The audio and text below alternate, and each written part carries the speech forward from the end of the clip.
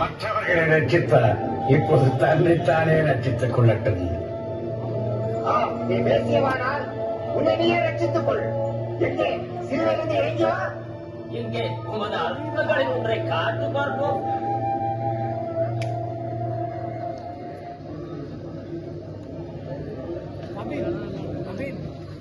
அப்பொழுது நடுப்பகலாக இருந்த அந்நேரத்தில் 3 மணி நேரம் வரை பூமி எங்கும் அந்தகாரம் உண்டாயிற்று.